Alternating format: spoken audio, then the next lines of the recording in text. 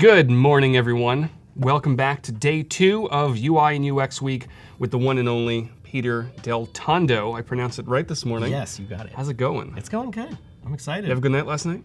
I did. It was Evan's birthday, so we all hung out, got some dinner, jammed out on some stuff together, got some work done. Nice. And good night's rest. Yeah, if you stay tuned for Evan's show with GusBot just after this, make sure to wish him a happy belated birthday. And we have a great schedule packed for this week. We have Peter Deltondo kicking off the day. We have Evan Place right after this with the amazing GusBot right over there. And we have Michael back in the studio at 1 o'clock Pacific time. He'll be back with me creating an Alexa-powered or a voice-powered movie ticket booking app. Yeah. That's a mouthful. But if you didn't catch yesterday's show with Peter, we started kicking off and he was designing an app for who? For Rosanna Pansino. She's a YouTuber, food influencer. I think she was Fast Company's 2017 Food Influencer of the Year, which is pretty cool. She's huge. Yeah, kind of a big deal. And my kids love her. We watch these baking videos on the daily, multiple times a day, and so I know my kids are going to be tuning in at 9:30, and I'm excited for them to see this. Nice, because it's Dad and Ro, so it's best of both worlds. Yeah. And if you're watching live on Behance, first of all, welcome. We have Andrea, Samrat, Chris, Tim, Ada, Miriam. We got a lot of people. Let us know where you're tuning in from. I always love seeing where people are from. We're streaming live here from beautiful San Francisco. Finally cleared up a little bit. It was a little bit muggy last few days. And if you do want to participate in our challenge, if you head over to the challenge tab on Behance at the top right-hand corner, this, if I scroll down a little bit, we now have our challenge. So your challenge is to design and prototype a mobile app for food ordering or ordering fast food. And if you kind of caught my stream on Monday, we kind of hinted at that. So if you're paying attention, you may have had a little bit of a head start. And you're gonna submit it, publish your prototype, and then about 30 minutes before this stream ends, we're gonna start reviewing some of these and we're gonna, critique them. Yeah. We're gonna rip into all of you. And at the very end of the day, we're gonna be picking a winner, and that winner will be they'll win a Creative Cloud subscription for a whole year, which is great. And speaking of that, let me hop over here. We have a winner from yesterday. Gina Kim submitted this portfolio. Yesterday's challenge was to build a landing page for a portfolio, and this one just blew us away. First of all, the artwork is beautiful. It was incredibly simple, very straight to the point, and this thing down here, this Who Am I section, was great. So congratulations, Gina. If someone hasn't already reached out to you, they will definitely do so. And check out Peter's work, dribble.com/Peter Deltondo. Yeah. Should we jump into it? Yeah, let's jump into Cool. it. Oh, one more thing. Chat and win. About 30 minutes into this stream, there's gonna be fireworks behind us, and we'll explain more, but basically, you can chat and you can win. 100 stickers from Sticker Mule. That's pretty awesome. Sticker Mule makes the best stickers. I love them. They're great. Alrighty, let's get to it. All right, cool. So let's recap a little bit of where we were at yesterday. So as we mentioned, this is an app for YouTuber Rosanna Pansino. And if we take a look, I've kind of based a lot of the needs off of her site. And we yesterday wrote out what is our problem, our goal, the features we want to have, and the screens that we want to include. And a lot of that was gathered through researching here on her website. So we know we needed a blog, videos, a shop because she has products and that's a revenue stream for her, cookbooks, and she does partnerships with different folks as well. And so that's something we didn't really talk about yesterday, but we could even include within the product that maybe you want to be careful and delicate with it. There might be a pop-up or an ad banner somewhere throughout the stream or the feed of items to showcase something that she's partnering with to promote. So let's jump in and we'll show where we were at yesterday. So we did, using her branding, did a quick little app icon, very simple, elegant splash screen. And then we started updating what our navigation looks like and adding this little effect here of just this slight shadow behind. So taking that line icon, making it a fill, and dropping the opacity down and just offsetting a little bit, and it gives it that little something different. I love that. I think I said it many times yesterday. I love that icon. It's so cool. Yeah. It's simple, but it works. It is.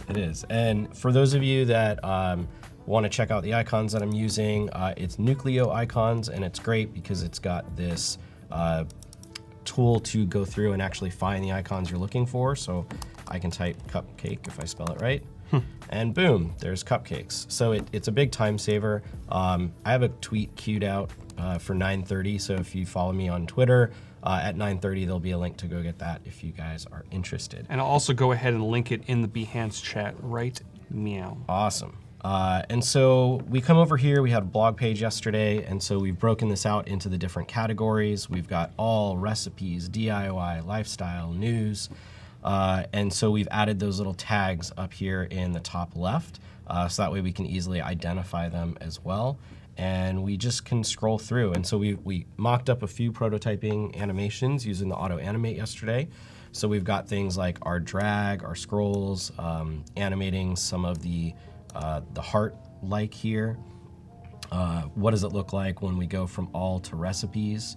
And I'm gonna show that one really quick just because I love how clean that is. You get that like snappy little line that moves over and grows. It's the simple things in life. It is, but I mean, that saves me so much time to jump into After Effects or into something like Principal, and it's fantastic. So carrying on, we just started mocking up a few more, and we got into what does the recipe screen look like. So when we get over here, yes, I can favorite that, and that'll add it later to my favorite section. But we've still got some more to go on this. So we've got a general overview, which is going to encompass something along those lines. One of those words, it's early. We've got the video, we've got a short description about it, and then we've got a little gallery from the image. And so, I wanted to showcase this gallery because, for example, here, let me just move that up. Oh, this is locked in, that's why. Because Lily Singh here was at the Adobe Max stage last week. She was great. It was awesome to hear from her. And her and Ro have done a lot of collaborations together, so that's been really cool. So, and good to see you, Jason. Okay, so we've got a couple screens I want to tackle today. And so I like to use Clear App. It's a very, very basic, minimal to-do list. And so what I'll just do is I'll come over here, and we've already got overview. I know I'm going to want my ingredients page. Equipment, which is going to be, the pans or whatnot that you might use, the cookie molds, and then directions. So we'll start there, and then let's take a quick look. Today, I think we will also likely get through a videos page, and then we will try to tackle I want to do about first because that's going to be really easy. That's an interesting question from Pickled Neuron, which is a great name, by the way. Why do you still need the tag if you're on that category? Maybe only use them on the All tab. Sure. I mean, I think that's valid. It's something I would play around with. I don't know that there's necessarily a best practice one way or the other. At the same time, it could be a little jarring if you see things appear and then disappear. That's true. And so I don't see necessarily a downside to that reinforcement of the item, but that's a really valid question, and it's something to explore. Yeah.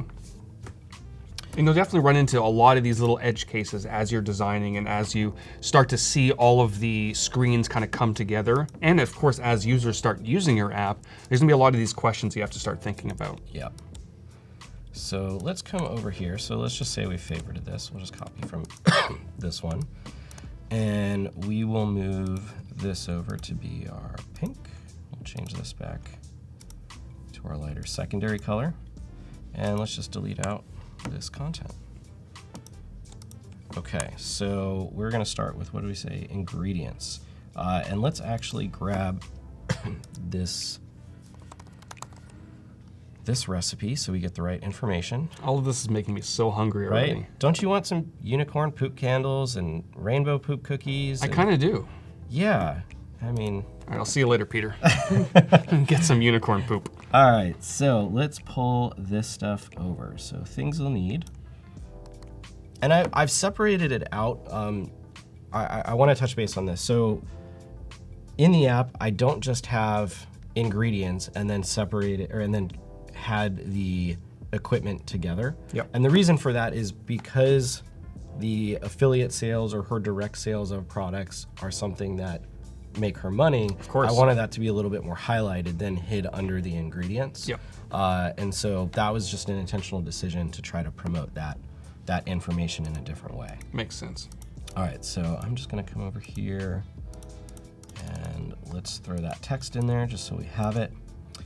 Okay, so this is gonna be our, okay, so we started ingredients. I had a feeling that didn't make sense. Add some magic with your ingredients. Okay. I mean, maybe. Kind of are. So let's do, move this. And again, I'm gonna do things in increments of 8. So I want this to be probably 16. And I think that was 32. Excellent. And let's call this ingredients. And just in case some people are just joining us today and didn't watch yesterday, why 8? Why 8? So I'm a big fan of an 8-point grid. The reason for that is it mathematically works a lot better with everything that you're really designing. So for one, your iconography is generally going to be in increments of 16, 24, 32, etc. Right. Icon designers, when they do that, are intentionally making them in those increments. So when you have to change a 16 pixel icon to 15 or to 20, you'll notice a lot of times things break and they don't look right. And so doing them in those increments just keeps a lot more visual consistency. It works really well with vertical rhythm when you start doing everything else.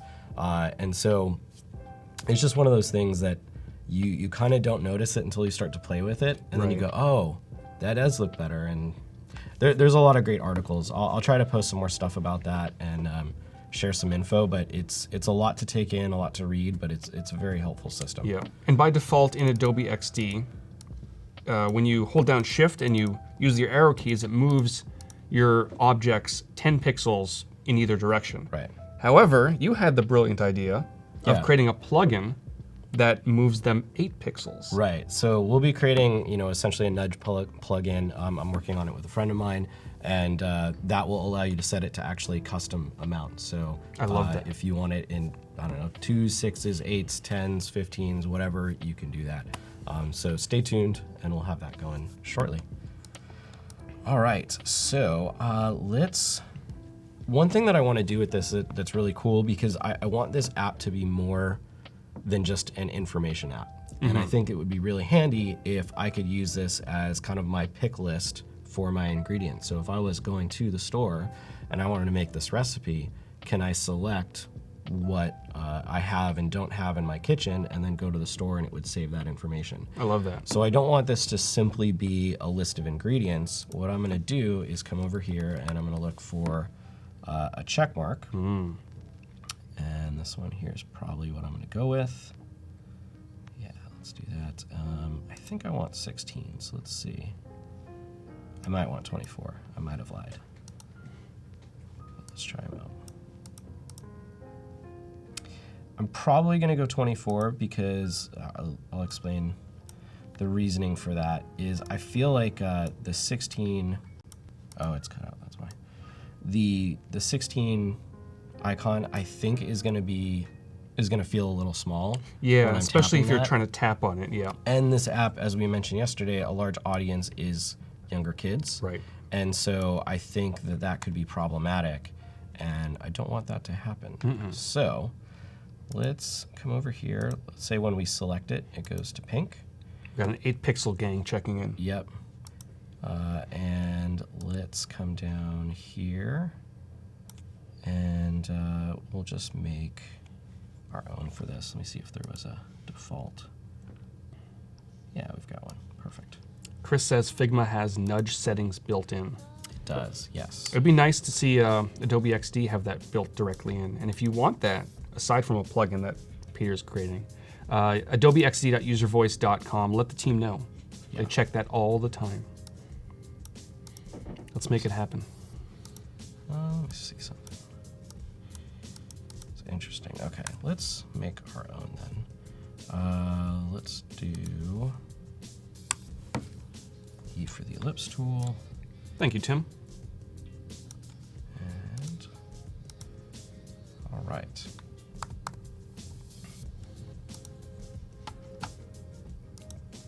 Okay, so we've got that. Let's set our spacings, and I think we'll be good there.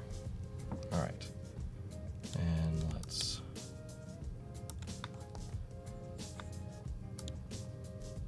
take that off. Let's bring 2 more down here. We'll say we have these items.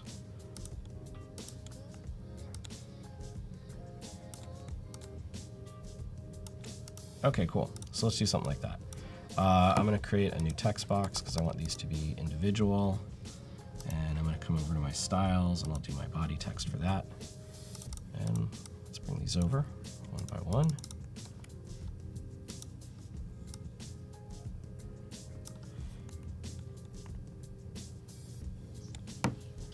Now, would you consider a repeat grid for something like this, or because the checkboxes are a little bit different, some are checked and some are not, would you stay away from repeat grids? I might on those. I would definitely, let me see if I can do this here.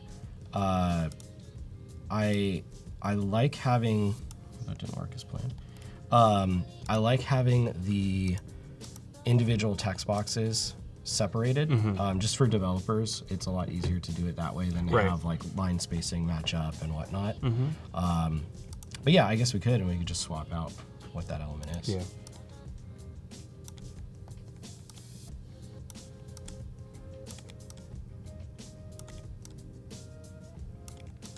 Zach says pink is the new purple.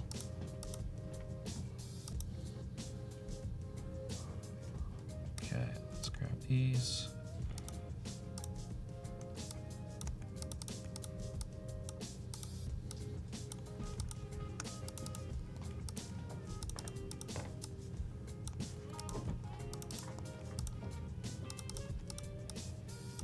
So what's been the coolest recipe that you and your family have successfully created from Ro?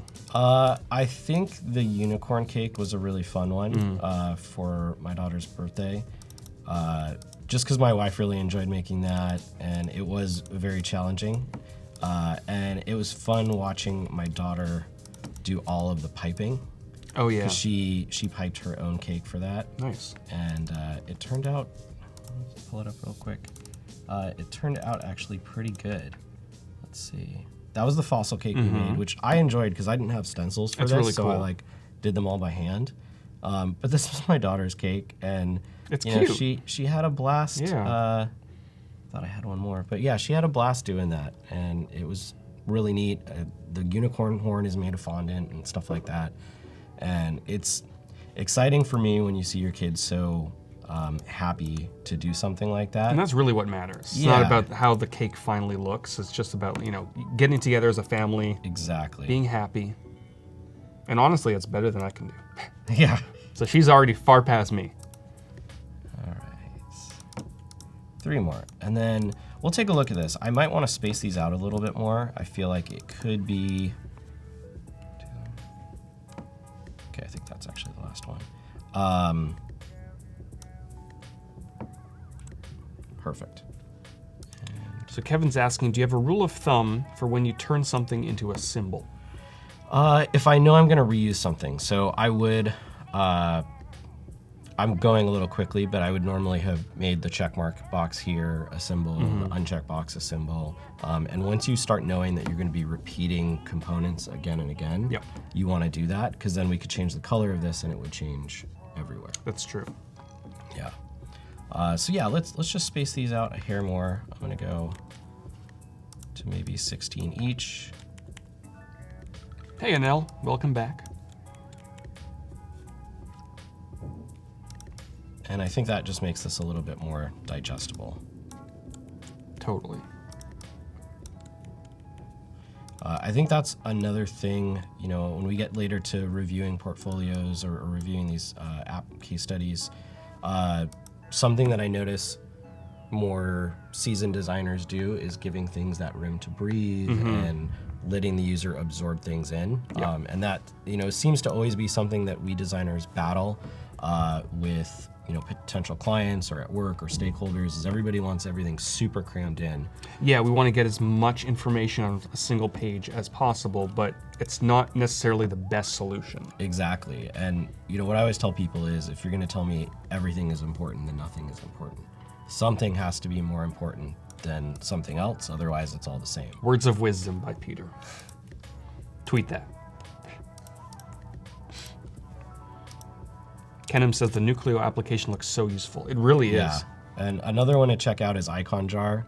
It's essentially the same thing. It's open to various icon suites that you want to use. And a lot of icon designers will include an Icon Jar file type that has everything pre-organized and whatnot. Yeah, if you collect icons to use in your projects, one of these two applications is going to save you a ton of time. Yeah. I used to be that type of person who had folders and folders of icons, and it's just impossible to navigate through. It is, and you realize how much time you spend. Yep. And you're like, oh, I've been looking through an Illustrator file for how many hours looking for that thing? I think I've done that in a few of my streams. I have this massive file just open of icons, and I'm just searching through it. Where is that one icon? I knew I had it. Yep. And you can never find it. Yeah, it's definitely, the struggle is real. And Chris bought it yesterday. Awesome. Did I just quote The Incredibles? If I did, I did not intentionally do it, but. All right, so let's get started. You watch his movies so often with your kids, you just I do, all and these we quotes actually just watched The Incredibles like the day before I left. So you may have. It is possible. All right, so let's take a look here. I like these line items up here, things like let's get started, and I like this things you'll need too. So I'm actually going to make a quick modification to this page. I don't think we need to say ingredients at the top because. Oh, whoops, I'm modifying a symbol, so this is changing everything. Let's switch this back, and then let's separate and reset. So, let's come here, here. Okay, and then we need to detach this symbol. I want to rename it. Let's do ingredients nav, and then I can turn. If everyone is special, no one is. This is true.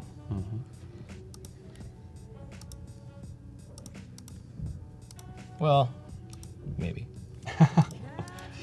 All right, so let's do that. Let's add this guy over here, and we'll break that one again.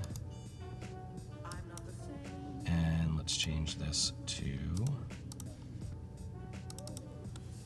equipment nav. To my symbols, and then let's change this. So really easy. Okay, and then I want to change this text. Let's see, what am I using here? 34. So let's try now. What was the word? Things you'll need. Let's type that in. I like that a lot better than ingredients. Yeah. Especially if this is kind of targeted at younger kids. Ingredients is a little bit of a big word. Yeah. And things you'll need is just a little bit fun. And it kind of tells them exactly what the purpose of this screen is. Yeah, let's pull that down. I think we were going 32. Let's pull this all up to 16. Cool. Let's Looks go good. 24, just because. All right, I like that better. And then let's carry that over to here as well. Actually, just the top one. Okay. And then let's get started. Let's add that. Let's get started. I have how she says that in my head nonstop. Yep.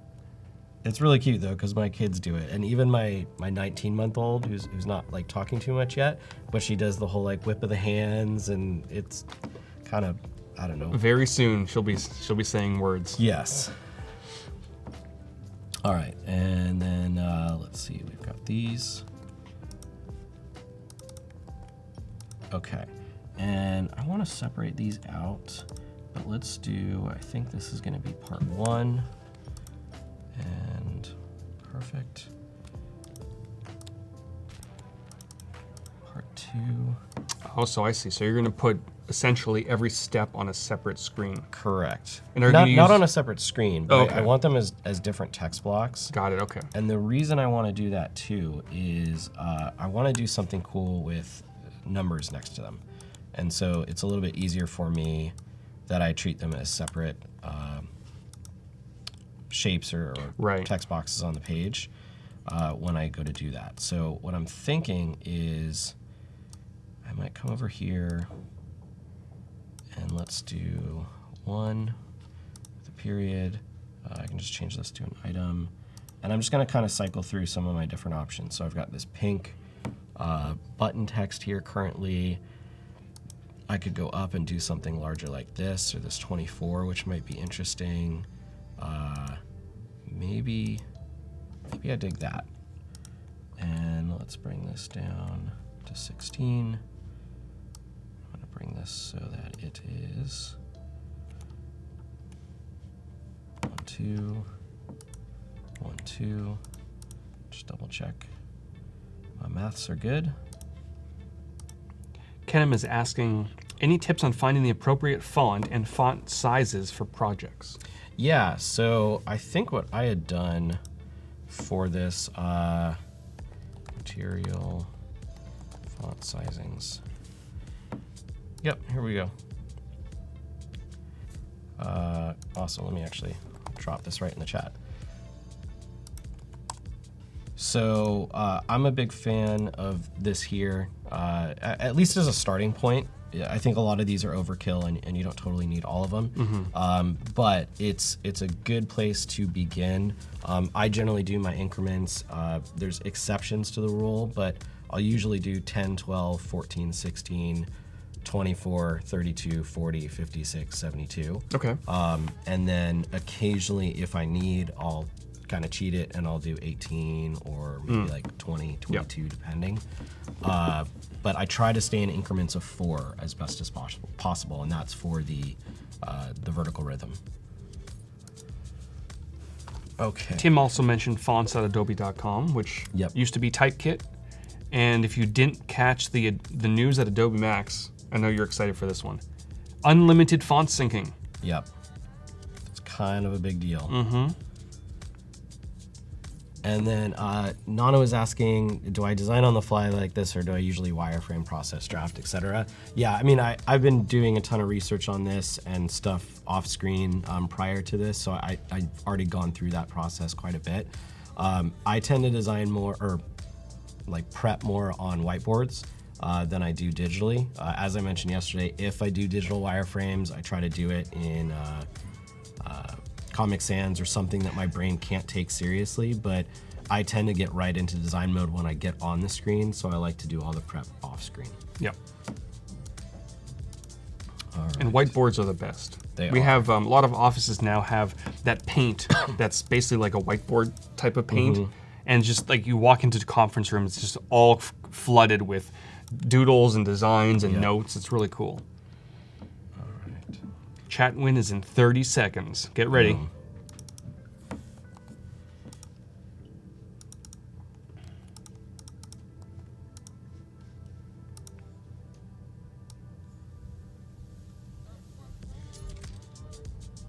Vertical Rhythm sounds like a bad band. It does, doesn't it?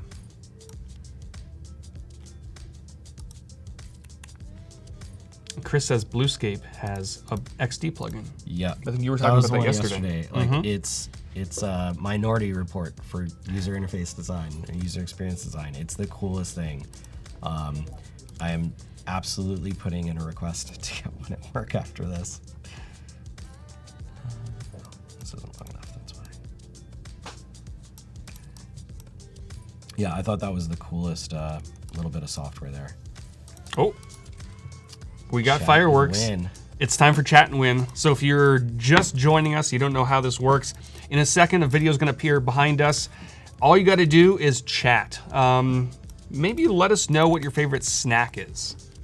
Maybe it's unicorn poop. I don't know what it is, but let's play that video, and we'll be back in a second.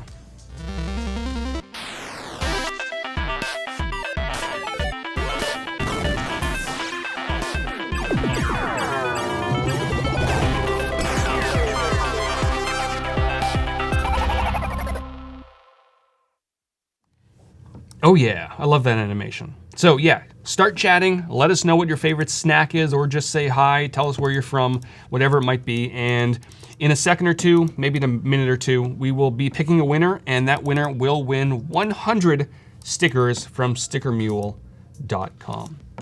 It's pretty rad. It is pretty rad. If you can design a sticker right now, what would it be? Ooh, probably something unicorn. Well, there you go, more unicorn poop. It's making me hungry again. Yep. Our stomachs were growling yesterday by the end of the stream. The struggle was real. Yeah.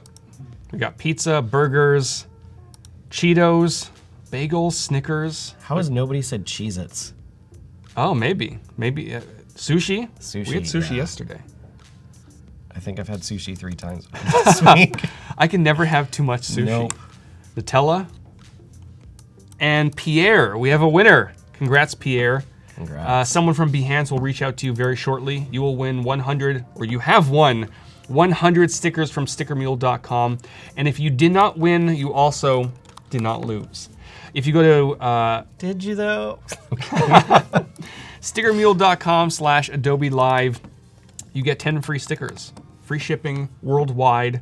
Great stuff. Definitely make some stickers, 3x3 stickers, and tweet at us once you receive them. And stick them on your laptop, stick them wherever you stick them. Yeah. I saw a question I wanted to address before. So Zach Wilkinson was asking, with all the new auto animate features, when would still be like the right times to hire a motion designer to work on stuff? And I think that's a great question.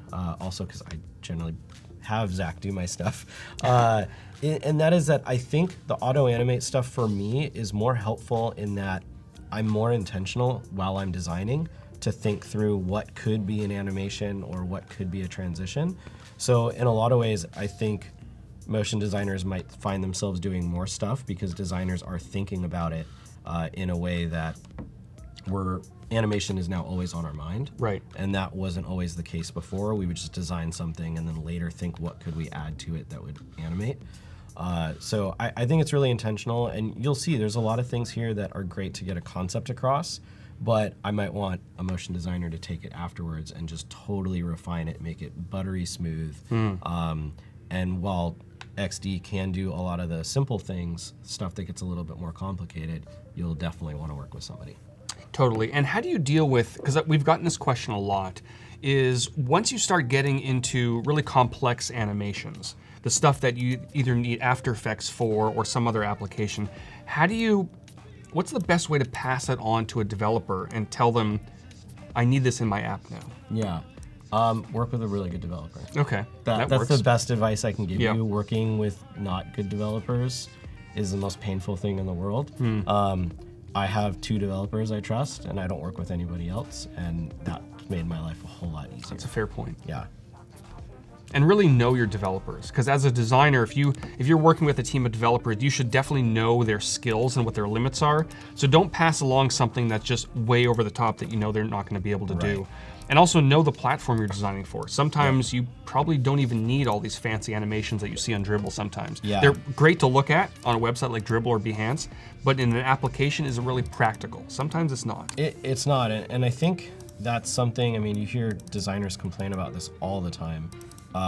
So much of what's come out lately, like on one hand, the daily UI challenge and whatnot was great because it got more people into doing UI. Yep. At the same time, it was absolutely terrible and kind of detrimental to what we do because people would just see these flashy things and you see the items that are popular on Dribbble and Behance, and it's, for me, I look at it and go, this is beautiful, but this is completely useless and no one could actually use this thing. Right. So at the same time, then you might find those people are getting hired to do work and don't know how to actually complete the task to achieve the goal. Yep. It's a double-edged sword a little bit, but really focus. My goal with all of this, and hopefully you can see some of these things, is that my main focus is creating a usable product. And then once I've achieved success in that, then I try to make it look as good as possible. But if my product doesn't work as intended, it's pointless and it's a waste of money for my client. Yeah, grab your phone and open up some apps, just any apps that you use on a daily basis, especially things like Facebook and Instagram, and look at how little animation exists. Yeah. Again, very pretty to look at on websites and proof of concepts, that sort of thing. But in practical day-to-day apps, over-the-top animations don't typically exist.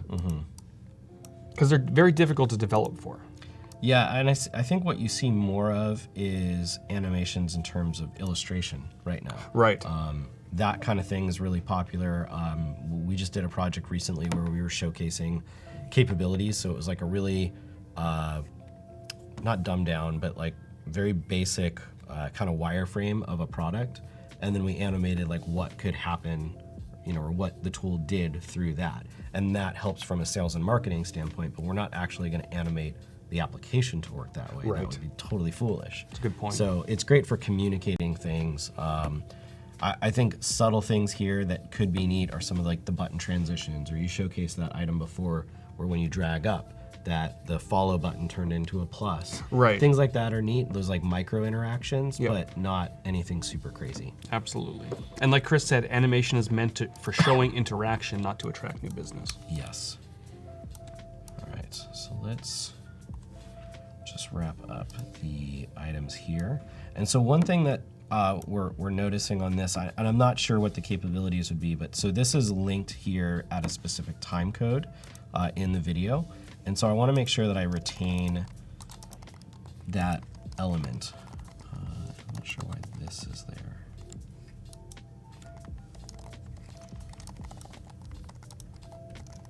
Okay.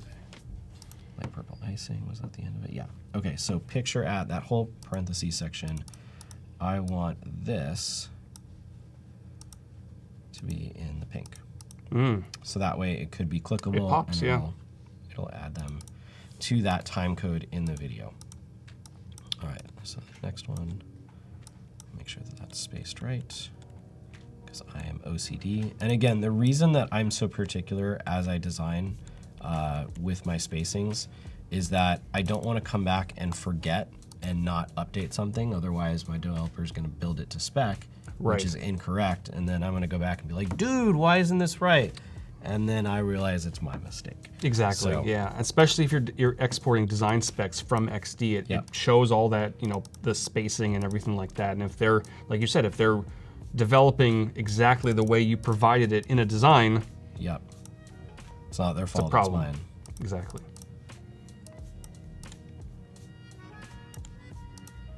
All right, we got two more, and then we will move on to the next screen.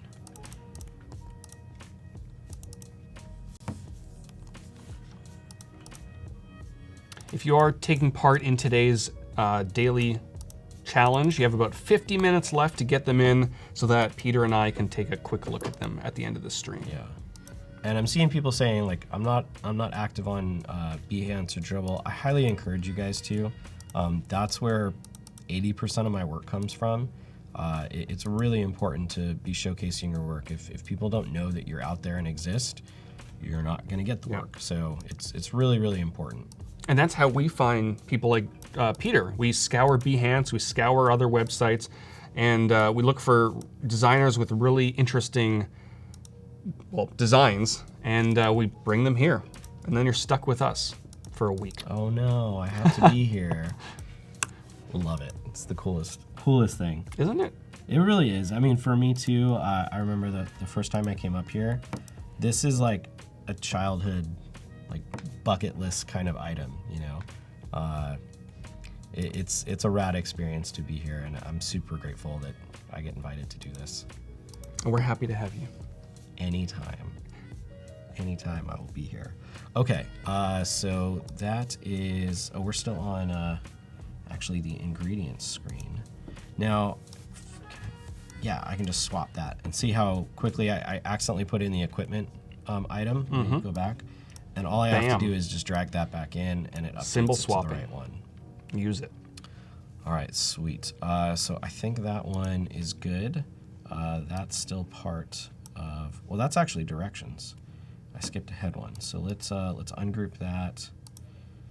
And then I want to do directions here. So fix that mistake. And grab this. Directions. How do you decide, because obviously looking at this screen, it's separated into two pretty distinct sections. Let's get started and time to decorate. How do you decide when to keep everything on one screen and let the user scroll versus splitting them up onto two either tabs or separate screens completely? Yeah, I mean, I think in this one, it's overview is my information, high level of what this recipe is about. Yep. Ingredients is going to be, you know, my shopping list, my checkbox of like, cool, I've added this thing, which I think would be actually really helpful for a baking app because a lot of the ingredients look the same. They're just powdery substances. And so I want to know that I put in my all-purpose flour, but I maybe haven't put in my baking powder yet and not worry of whether or not I did it. Because baking is very kind of scientific, actually. It's very precise, and not having the right calculations of things throws it all off. It's not like cooking where you're like, oh, I'm gonna throw in some more garlic, it'll be fine. It will destroy the recipe. So I think it's important to have that. And then with directions here, you know, this is going through exactly the step-by-step of how we're gonna do this, and then the after effect of let's now decorate the cake once it's done. So it all kind of goes together.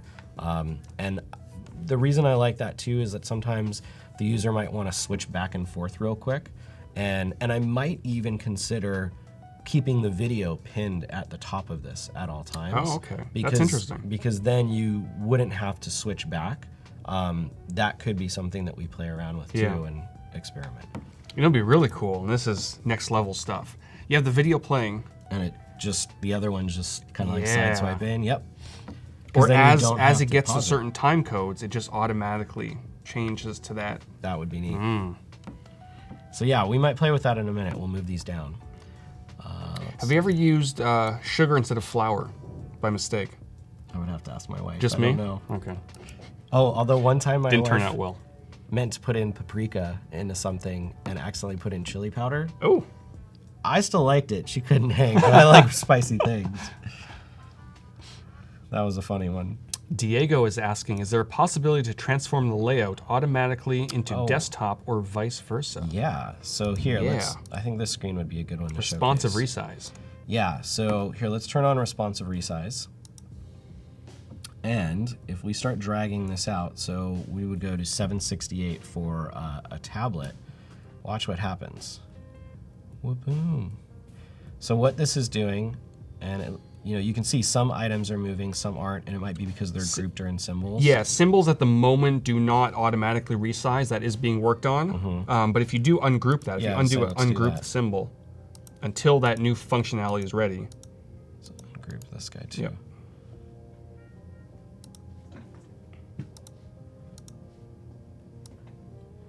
Bam. And you see what it's doing.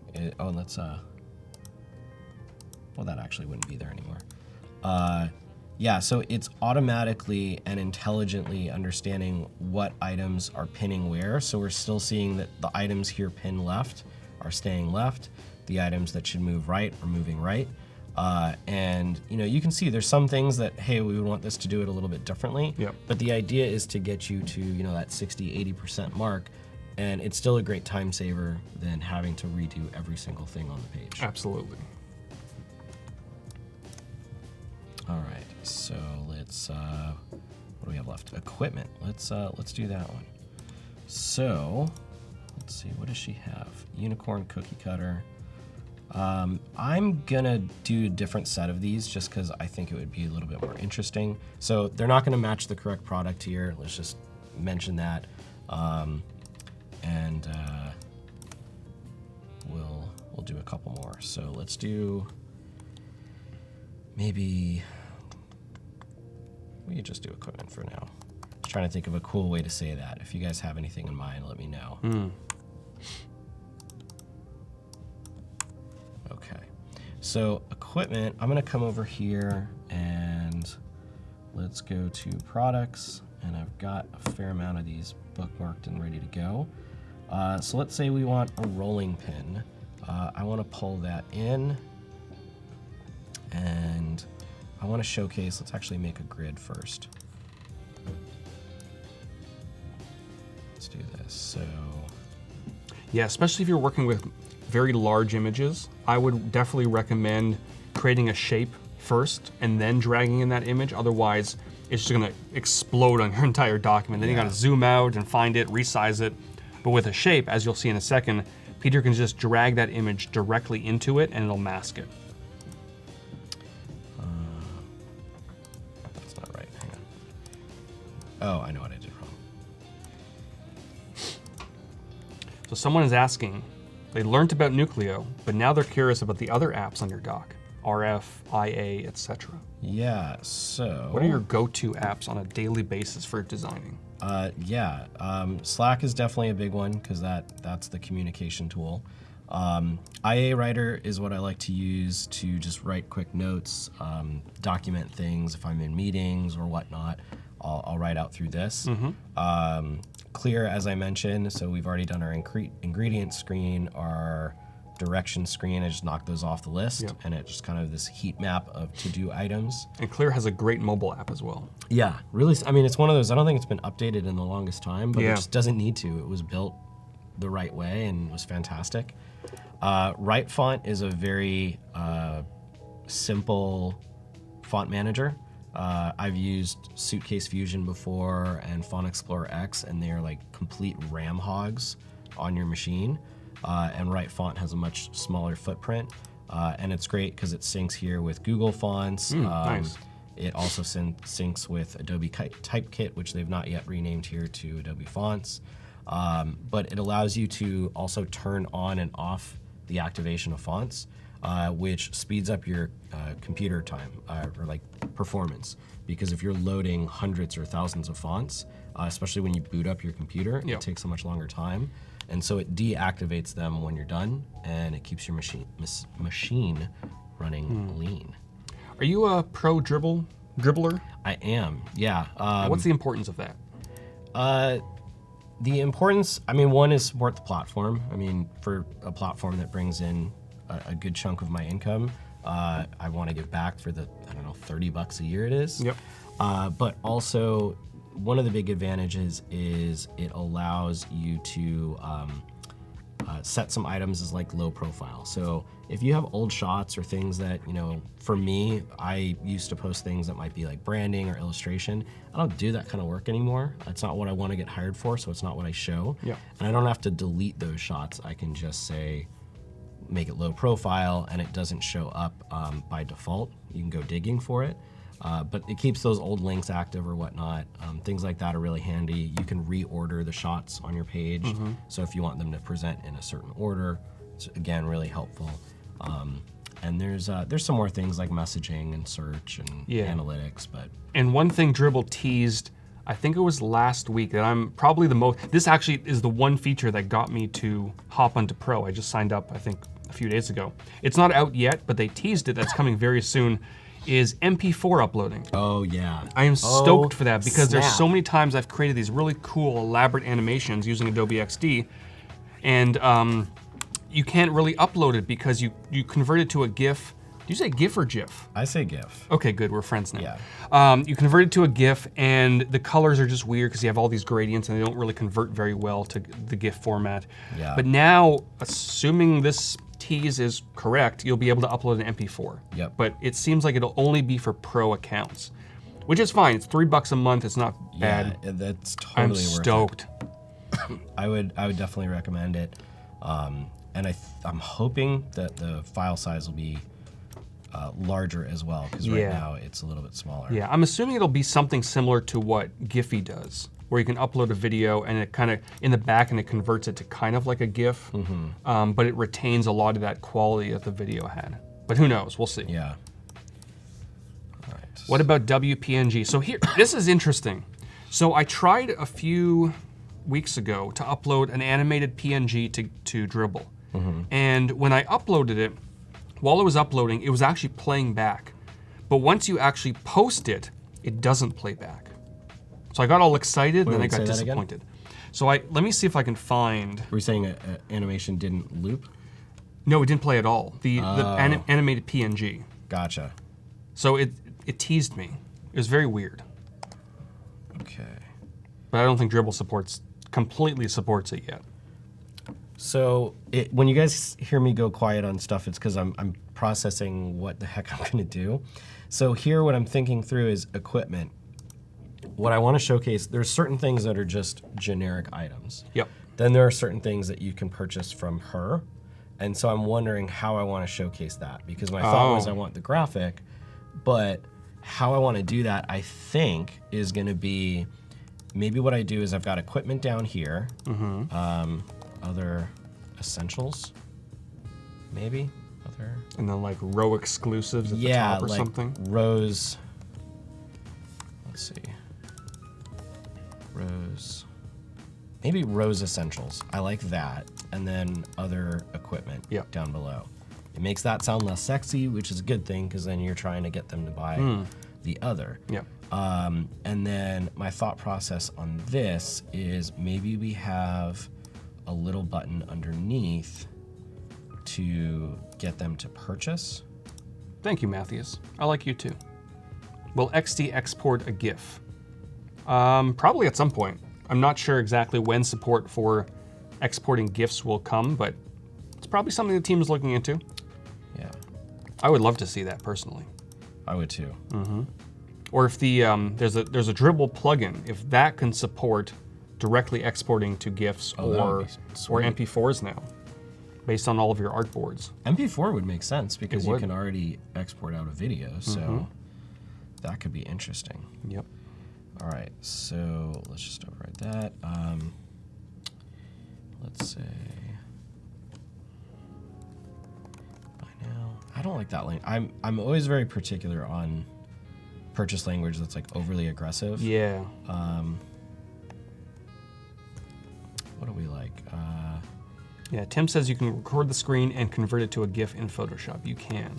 And if you're on the Mac, one of my favorite applications, I think it's called GIF Brewery. That's a hard word to say, Brewery. Yep. You can get that from the App Store. I use that all the time. I found that it handles colors, very intense colors, a lot better than Photoshop does. Another one too is GIF Gun. GIF Gun. It helps. It does a really good job at reducing the file size. Oh, look, Zach at the same time. GIF Gun. Yeah, actually, Zach's the one that had told me about that app. It's really, really good. Okay, so let's modify this.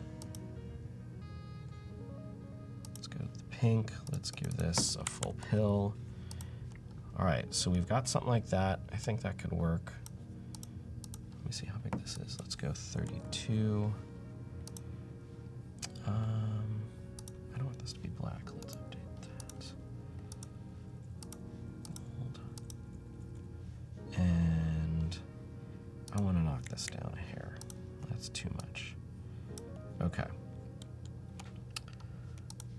All right, bear with me one more sec. I gotta see. Again, that's where yesterday we were talking about it'd be great if XD had that like kind of contrast checker, so that if you were checking your alignments on a with color the smart guides that appear, yeah, that would be a really, really cool feature. It might need to be another plugin. All right, so I think we're good now. Let's add that, and then we can add a product into here. Okay. So Hugo is asking, I feel like UX and UI seems more complicated than it is. Do you think you need a lot of prior web knowledge to jump in? Yes and no. It is very complicated. It is something that I would definitely recommend having a mentor, having, I mean, there's a lot of great classes you can take, whether that be on YouTube, Skillshare, other online sources. And a lot of it is making mistakes. I've been doing this for a long time. Oh yeah. Most of the stuff I've learned is by doing something wrong. Yep. And just know that that's okay. And it's okay to not know an answer. I still don't know things all the time, but I figure it out, or I talk to people that know it and have done it before, You know, yeah, as Tim mentioned, the applications are much easier to learn than the actual process of what it is that you're trying to do. You can learn Illustrator, but you can't necessarily jump in and you know, become an amazing illustrator right off the bat. It takes like that time and practice. Yep, absolutely. UI UX design is the same kind of thing. And I found it's good to have a little bit of understanding of the developer side of things, whether it's you know, mobile coding or web. You don't have to be a very proficient developer, but at least it kind of goes back to what we were talking about earlier about giving your developers something that's usable. You kind of want to know what's possible in their world. That way you don't create this incredibly elaborate animation or prototype, then hand it over to them and expect them to work magic. Right. So it definitely helps a little bit. All right, so let's add some text in here. Alex loves you. I love you too, Alex. Are you still in town, man? We gotta hang out if you're here this trip. All right, so let's do a subtitle for that. I think that'll work nicely. We've got our, let's just do our body for the moment. Okay, so we've got a rolling pin. We'll center that up. And let's call it Rose rolling pin, just because it's got a nice ring to it. Or it could be a rolling pin. Ah, there we go. I tried. That's excellent. I like it a lot. Okay, so we'll knock this down. 2 more. We don't have enough puns yet. We do. More. We need, can never have enough. 0, 0, 16. 16. Okay. And then let's make that white. And then I want to make one more box. Again, that's the whole shape. I'm going to throw that in the back for my shadow. And let's see, I'm trying to remember what I had used before, so let's take a peek at that, and I'll just copy those properties and we can show everybody how that's done. So this is going to be that back. I'm just going to hit copy on that. Yep. And then I'll come over here, paste appearance. Bam. Boom. And then I'll send that to the back. Oh, send it all the way back. And there we go. And Love now it. we've got that feel to it. And I'm actually, I don't like this button. So what I'm gonna do is I'm gonna pull this thing down a hair. And I think, And I love that you went in and manually changed the corners of just the bottom to be rounded. yeah, And just the a top little straight. something different. Yeah, it's nice. Let's go with this one. I know it's a little tiny, but we'll modify later. Okay, so we've got order now. I want that to go up to 8. And that's good. And then let's give that the underline. Okay. I like that. And The button definitely stood out a little bit more. it does, but not it in a felt good like, way. yeah, it was really loud and kind of angry. Yeah. And we want to soften Ooh. that up. Give that a little dash. And then let's bring you, go kind of 4 from the bottom one to Chris is 4. asking, can you set effects styles, for example, the shadow? You can't yet, but maybe at some point in the future. Yeah. But just like what Peter did, copy, paste, that works. And Brenna, that's a really good question. So when you're finished with the prototype, you typically have the client test it or other people you know, always other people I know, because I want to get feedback. When we work on stuff, and like if you guys see stuff, please speak up. You get so lasered into what you're doing that you kind of have blinders on and you stop seeing some of the other things. And so it's really, really important to get fresh eyes on things. I've got certain Slack groups of designers that I trust, and as long as I'm not under NDA on something, I will show them almost everything that I'm working on to get that feedback. My wife user tests everything. That actually might become a YouTube segment. My wife there you go. did a user testing for one of my clients, and I was rolling on the floor laughing. It was the funniest thing. And so that might be a new series soon. But yeah, it's great to have that and get those fresh opinions. And then that allows you to like absorb, take feedback for whatever that's worth or not worth. Yep. And then show it to your client. Agreed. Every user is going to be different. And even the clients have a very strict expectation of what the app is going to be. Right. If they use it first, they're just going to basically look through it. Oh, this is great. It's exactly what I want. Yeah. But what they want might not be the right thing for their users. Right. And two quick questions. Canem, the dash underline is different. Yes. Keep in mind too, having an underline on a text link is also an accessibility thing that you're required to have. So whether or not that's important on your project, not having linked items underlined won't pass accessibility. And then, Nana, do you judge a designer by his or her finished work or by the process? Kind of both. One of the things that I actually really judge designers on is how accurate their files are, because my job as a creative director should not be to come in and correct your files. It should be to help you make it better. And so if I have to go in and provide feedback of everything that you've misaligned, it tells me that you're not a senior designer, you're more a junior mid-level designer. Senior designers are people that you can hand off to and not need to worry about anything. And then you're helping them take that project to the next level, and you're focusing on what could we do to make this, better animation, what could improve the user experience that little bit. When all you're focusing on is the mistakes or the errors, you're not focusing on the quality of the project. It's a good point. All right, so let's... And how often do you do A/B testing? As much as possible. It's definitely something that can be limiting due to budget. That can be the only bummer, but it is a really good thing to do when possible. All right. I want to try one more thing. Let's do this. I don't know if this will work, but this is, again, this is the design process, and sometimes you're just seeing if something is a good idea, a bad idea, a terrible idea. But let's, I want to bring this up a little bit closer. I want to bring this up, 1, 2, 3, 4. My shadow is going to be off, so bring that up 4, 1, 2, 3, 4. And then I'm curious with this one, what if I took another box and I put it behind the text? And what if this was like that soft color, and if we did something like that? No. No. Not feeling it. No. But we had to test it out to know if it was a bad idea. Yep. So let's do that. And then I would like this to be, I think, the darker color. I think that looks better. So we'll do that. So we will add, there's a couple ways we could do this.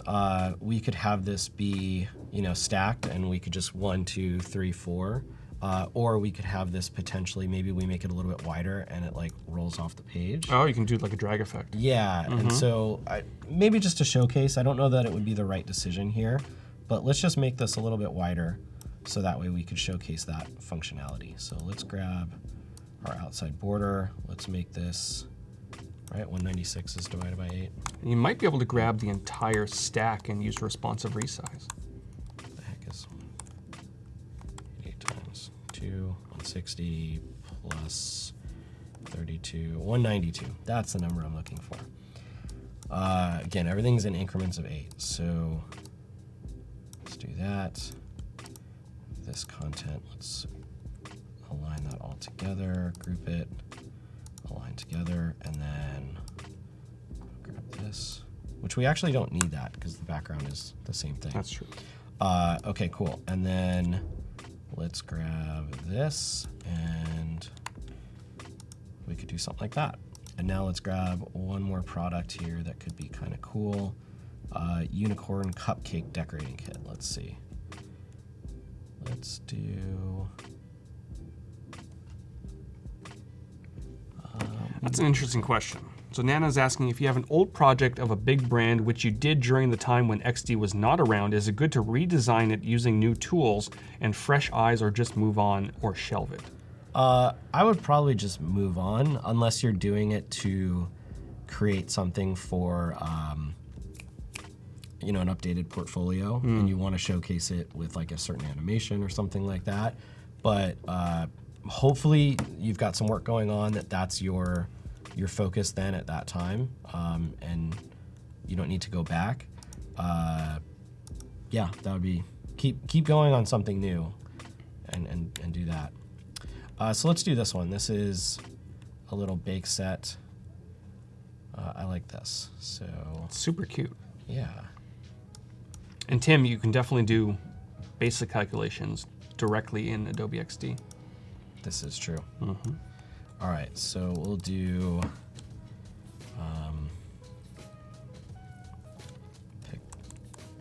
caps lock, pixel, heart, apron. Cool. And we'll add another one later. I want to move on and keep doing some other new things, but we would add a couple more over there. That way, when we drag over, that we can showcase all of the different ones. And then this section here, I don't think we need to make nearly as exciting. I'm probably just going to do something like this and pull this over.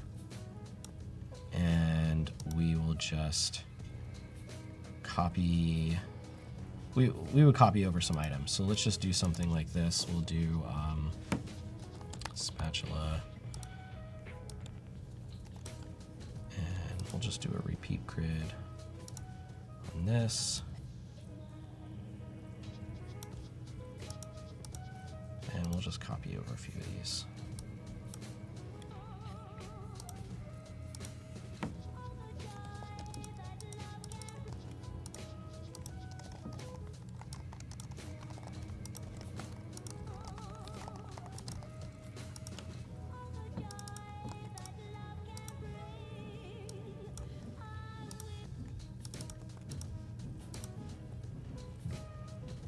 And we'll do two more, and then we'll move on.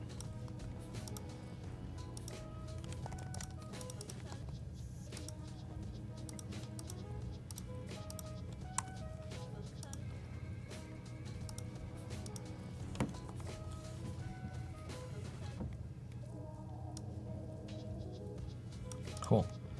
And let's make sure that this is all in the front. Cool. And there we go. And we'll work on the actual prototyping of this tomorrow and like click up some stuff. We're gonna design more today. But we would set this up so that way we can just toggle between the different sections. And boom, that's our our recipe page. So we've got our overview, our ingredients, directions, and this one here would be equipment. And I'm gonna just switch these orders so that things make a little bit more sense there. Let's rename this to directions. And over here, this is going to be our equipment. And it's good to name these boards correctly. That way, later on, when you are linking things up for prototyping, you're not just seeing like iPhone X87 and random board names. I can't tell you how many times I've done a whole project and all my artboard names are just exactly that. Yeah. iPhone X, whatever. We're all guilty of it. All of us. Okay, so... Or from streaming, I get yelled at all the time by the viewers, rightly so, that I should name my artboards. Yeah. I always forget. All right, so I think video page is going to be kind of similar. Let's move that down the list. I want to do an about page. So let's come over here. I'm going to use this one. And I think I'm noticing things that are also now missing in my application. And this is really good because obviously this app isn't going to suffice entirely from just having this bottom navigation. I probably need like home settings, my login to my account, and I haven't accounted for that yet. So bad, Peter. Hey, it happens. And that's all part of the design process. It is, and that's why I want to point that out. Is like this is normal. It's just how it goes. You get that laser focus. Yeah. So what that means is I'm probably going to come over here and I might modify this. I might change out this whole element, but for the moment, let's just focus on what it is that I need. I'm probably gonna need a hamburger icon. And oh, so speaking of which, so I also help out with the Creative South Conference, and so I've been working on the website for next year. Yep. And if you guys want, follow me on Twitch. I Twitch stream every Friday morning, with probably an exception this week, because I'll be in the air. You can stream from the air? Yeah, not on the little like airplane I have to take going back I'd be down impressed if you Orange can pull that off. But I've been showcasing it, and our theme is like retro gaming, like 8-pixel, nice. games, or 8-bit games. And so rather than do a typical hamburger menu, I designed out a little 8-bit hamburger. Nice. And it's just, I don't know, I love it. It's a cool little detail. I like it too, but is it practical? Yeah, and that's definitely the thing. So we do have a small text over there that says menu. Okay. And so that helps the point, but it's very on theme, so yeah. Okay, so let's see here. Let's just use a kind of traditional one, and we've got that light style. So I'm gonna come over here. We'll just add this in for the moment. I'm not worried about styling this. I'm not gonna go back and do this at the moment. I might come back later and do this like off stream or something. Yeah, Tim is waiting for the first app to use an actual hamburger instead of the menu icon. Yep. It's probably been done already, but kind of like we were talking about, it may not be practical because most people are looking for those 3 lines, and if they see a hamburger, they might be a little bit confused. But I like the idea. Okay. So I might want something, again, whichever side it's on, I can figure that out later. But I know I'm gonna want something like this, and so maybe my app looks more like that. Maybe it's the hamburger on the left or something, but I know I need more than that. We'll have to figure out what that is later. Yep. And what's cool with hamburger menus is that you can use the overlay feature, so you don't have to redesign the menu on every single artboard. You just have one artboard with the menu, and it just slides in, slides back out. Right. And so here, let's go into, I probably don't need this section now at the bottom, depending on how we're gonna do this. I'm probably gonna have back, so let's add that over. I'll have a title over here, and we'll do about Rosanna Pansino. And I'll snap that up. Okay, great. And let's go through some of the photos I have of her. And let's take a peek. So again, the unicorn cake. Let's see, Disneyland, awesome. I mean, you see all the cool people. Neil deGrasse Tyson, that's her dad. Does cool stuff with, this was for like Dancing with the Stars, her book. Finding Nemo cake, which is one of my daughter's favorites. Cookie Monster. You know you've made it. I know. Hanging out with Cookie Monster. We should do an Adobe live stream with Cookie Monster. Let's make it happen. Do you think he's a good designer? I don't have high hopes for that one, but all right. So I think I've got a good one of her up here at the top. Let's just cycle through these. I'm interested in the chat if you're here. Let us know if we can do a live Adobe live stream with anybody. Who would it be? Wonder who's a good designer. All right. You know what? Let's do that like we said. Let's make our box first. Let's do it. And bam, it just fits in there. And that dog is adorable. Yep, little Cookie. I have watched Cookie's birthday party more times than I want to admit. Like I was telling you, my daughter like recites the whole thing. She knows it and just absolutely loves that. Okay, so what's cool here too is we can change this crop later. And I might want to, I think I'm going to do this, move this up to the top. Bring this down a little bit. Zach has never watched Ro's channel. It's really good. Yeah. I would recommend it. I would too. If you're into cooking, or even if you're not into cooking, you're into like nerdy stuff, she does a lot of really cool, it's the Nerdy Nummies series. Yep. She bakes very cool, nerdy style cakes and cookies and things like that. It's delicious. All right, cool. So that works there. And then let's come over to her site. And very quickly, if you are taking part in today's challenge and you do want Peter and I to review your submission, you have about 14 minutes to get it in. Make sure to hit that challenge tab at the top right of the Behance chat.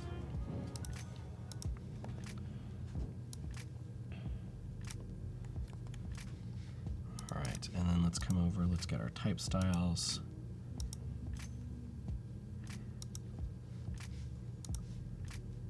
And I might probably pick a different image for this later. The reason being is I would love to have this be a little bit more concise because I want to showcase like her social media and stuff as well. And I feel like this is a tall image because I'm really trying to fit in Cookie. And so let's just take a quick peek and let's see if there's something else that would just be like a good, maybe headshot, and we could just do kind of a oval. Oh yeah. Now for screens like this, for about sections, do you try to keep things on one within the viewport? That's or my do you hope. want viewers to scroll? I'd like to avoid the scroll on this one if possible. I just think it's something that the user's probably coming here really quickly to check out and then moving on. Yep. So that one could be good. That one's better. Just quick pan. Yeah, let's do that one. Okay. So that's a good image. So what I'm gonna do now, let's get rid of this. Let's just make my circle and we will drag that in there. And then let me size this how I want. So let's do our lock. 144 is probably pretty good.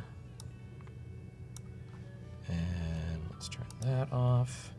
We're gonna click in and update the mask behind it. And I like that. That's a good shot of her.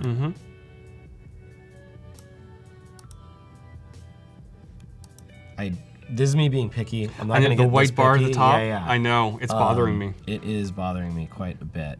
But what I might let's do like a quick cheat on this at the moment.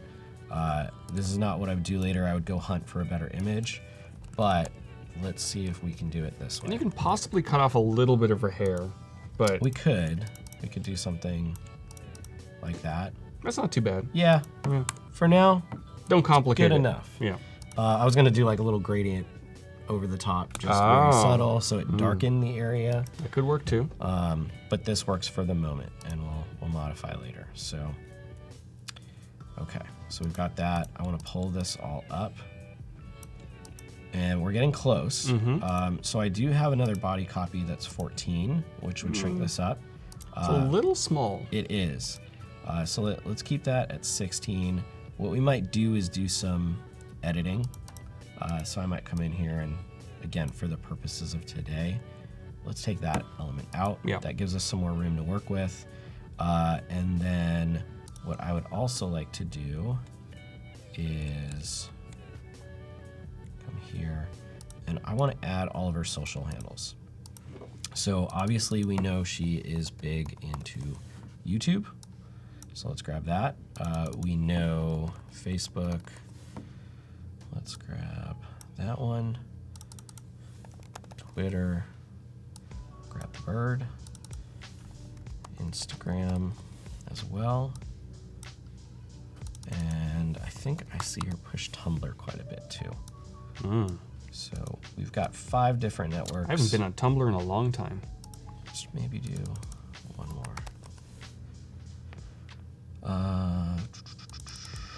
Maybe Globe. We don't need to put that one at the moment. Let's do these guys. And so here's another trick, because we see how here this icon has a height of like 16.8, but the width is 24. Right. So with all of your icons, when you make them or when you place them, you want to have basically a invisible bounding box behind them. So what I will do with stuff like this is I'll come here and I'm just going to line these up, center. Interesting. And because that way, if you had something that is maybe less in width, you still want to align it from a 24 pixel bounding box. And so that is just really helpful to do. And we might come in here and see like, hey, this one looks kind of big comparatively. Yep. So we might take this one and, what if we knock it down to like 20? And then we pull that in. That feels a little bit better. Yeah, I always struggle with this myself because some icons are naturally larger than others, and if you resize it to the same width, it still doesn't look right. If you resize it to the same height, it doesn't look right. It's a very strange situation. Yeah, it's a delicate balance. Yeah. I went back and forth on this a lot, and then again, something that I don't know as well as others, I went and talked to a bunch of icon designers and was like, hey, what's the actual right way to do this? What's the right way to develop this? And all of it was do it in the bounding box. Interesting. So, okay, that's good to know. Yeah. Pro tip.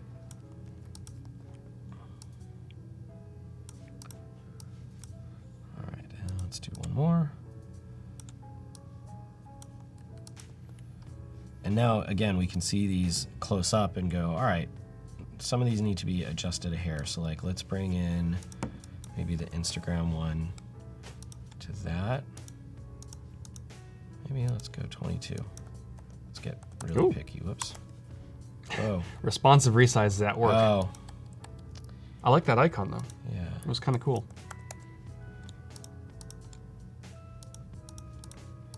All right. And just for anyone who's wondering what just happened, if you're working with line-based icons, which basically just use a border, and you have responsive resize on, and you make it larger or smaller, it will automatically increase or decrease that width of that border. So if you don't want that to happen, turn off responsive resize and then resize. All right, and I think these at a spacing of 8 is probably going to be good. Let's take a look.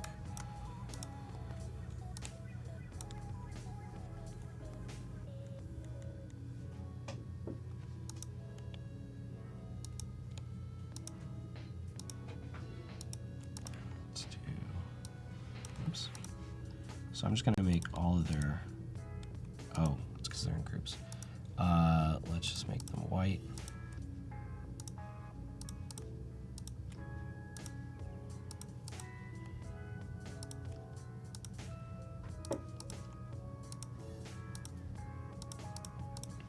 And then all of these are gonna have be our secondary color.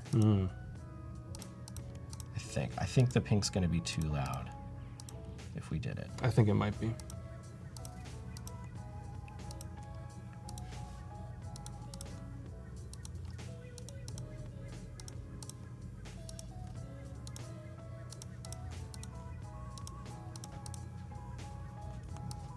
Okay, and then I think they need to get spaced out a little bit more. Yeah.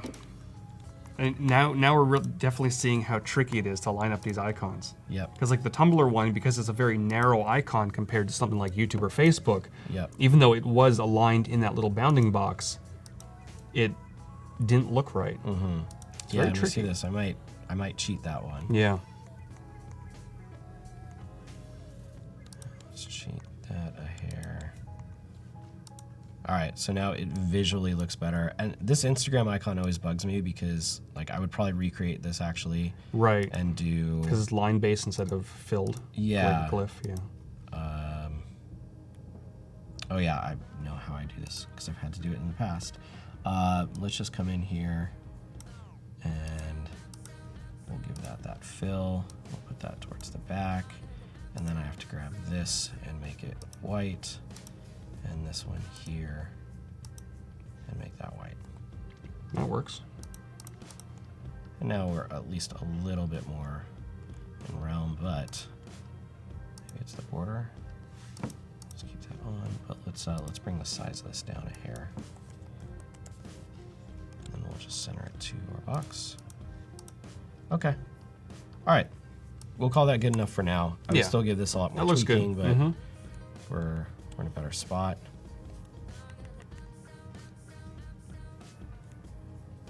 And there we go. And then that would be our page about Row. And we could even, if we wanted to jazz this up a little bit more, let's do Rosanna Pansino. Let's center that. Let's center that. And then let's bring this all down. And I want to add like some caption text, not caption, overline text. And let's do this. I will do about. I will make that pink. We'll center that up. Maybe it's not pink, we'll play. But let's bring that down here. 1, 2, 3, 4.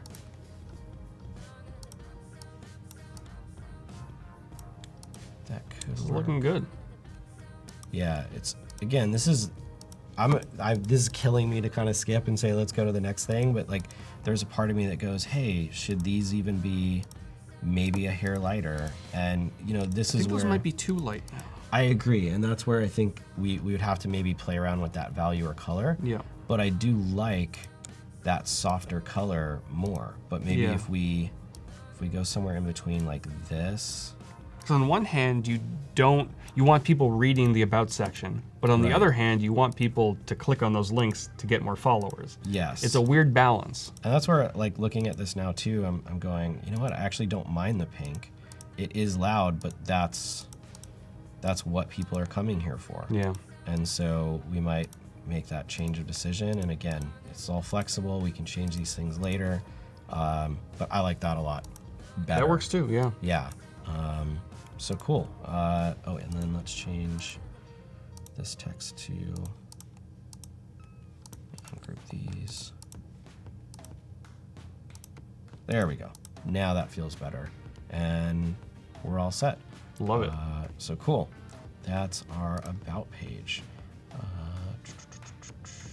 Let's go back. Let's rename that to About. And that tells us we're done with this. However, we know that we now need a settings / hamburger area that's going to have some more of that stuff. Yep. So that'll be something we'll take a look at later. All right, so next screen, let's dig in. What do you guys want to see first? Do you want to see favorites or the shop area first? I'll let you guys decide. Yeah, let us know. And we do have just about 2 minutes left until the challenge deadline for this segment. So if you want Peter and I to review your mobile apps for the food restaurant ordering, whatever it is, definitely get them in the next 2 minutes. Yeah. Awesome. And a reminder, you can submit your mobile app all the way up until the end of the day, and then we'll pick one at the end after the last stream, and then announce the winner tomorrow morning. All right, so we're getting a couple I see for shops. Shop. We'll start Let's there. do the shop. Real quick, I'm just going to check one other thing. Another way to do this would be, I would want a photo that has more space at the top. But again, I could do something where we have a full bleed from the top. Yep. I need to leave room for the notch and things like that. This would be, cutting into her head at this point. But I kind of like the way that could look with a larger image. I like that too. Than just that. So Yeah. I'm going to fool around with that later off screen. And I'll come back tomorrow and we'll show you guys what we played around with, because that's just some image hunting. But Yep. I'll make a big note to myself. So at the same time, if you do the larger image, then you can actually showcase some of the work that she's done. Yes. Like that cake, whereas the Yeah. other one is just her face. That's a great point. And that's, again, you guys just explore, mess around. I always like to show artboards to even sometimes clients later, like after the project's done and they can't pick any of the other options. Yeah. But I'd like them to see, hey, this wasn't something where we just came in and like, here's your About page. Here's the 15 different pages that we did, or I did a post once, or a project once, I can't talk about it, but like I did 88 blog versions. Oh my gosh. Just of a blog page. 88. 88. And it's just one of those, like, you have to see every possible combination. And the client hated all of them. Yeah, every good idea, every bad idea. And it was just one of those, like, that was the project brief, was just go ham on this, and that's what how you many did. options could we do and see what comes of it. So it's important to do that. All right, so shop. Let's jump in over there before we get into some reviewing stuff. So I'm gonna add this. I know I'm gonna need some of these things too, because I'm gonna want search. I don't know that we have too much in the way of items. So she's just got baking line here, which is a little generic. And then she's got her 2 cookbooks. So let's see. I think we could do a filter here. We could say all. We could say baking line. And let me save. Baking line. Let's ungroup.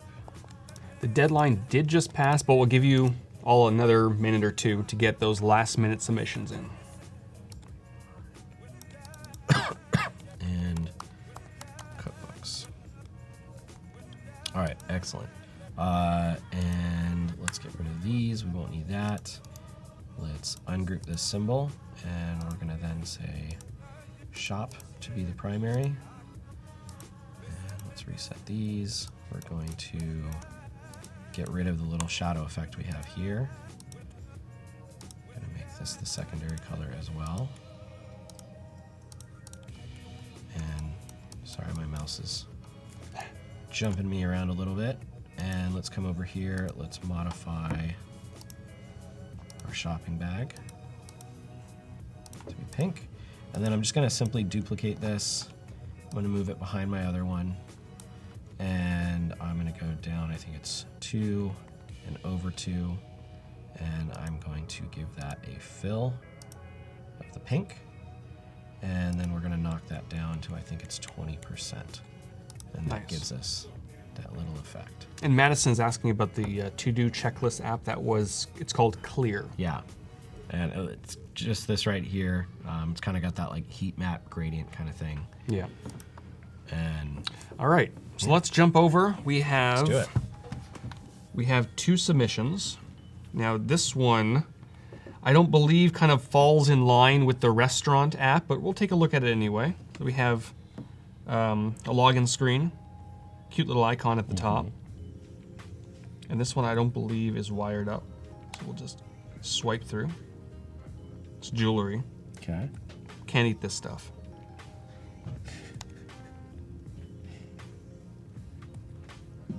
Kind of reminds me of Wish a little bit. Do you use Wish? I do not. Should I be? No. Okay. It's okay. It's very cheap goods from overseas. Okay. But shipping takes forever. But regardless. Now this would be kind of cool for auto animate. You have this little icon here, and then it kind of expands into something like this. That'd be an interesting. Definitely. Yeah, I would like to see whoever created this. Was there? I don't know if there was a name, but if you've created this in Adobe XD, I would love to see you explore transitioning from this this box to this using auto animate. Yep. That'd be kind of cool. All right, another view of list items, payment. Okay, there's definitely a lot of use of shadows. What are your thoughts of that? I mean, obviously, I love shadows. I like to see them a little bit softer, but from a consistency standpoint, like there's not shadows. No shadows here, and then there are no shadows here, and then there are shadows. Where were the other ones? On a lot of the input fields, which Here, I generally try to avoid doing shadows on that. Maybe you could do the shadow on the credit card up top, but then remove it on country, city, and address. Yeah. Cool. Cool. And the next one is from Tyrone. This one I believe we can click through. So 758, I believe, kitchen. It's an interesting font, a little bit difficult to read at the top. All right. I would make sure to pay a little bit more attention to the alignment of the icons at the top. I think Wi-Fi should probably go over to the right, I believe, on a phone. Yeah. I think it depends on which one now. It used to be left. That's true. Now it's right. Right.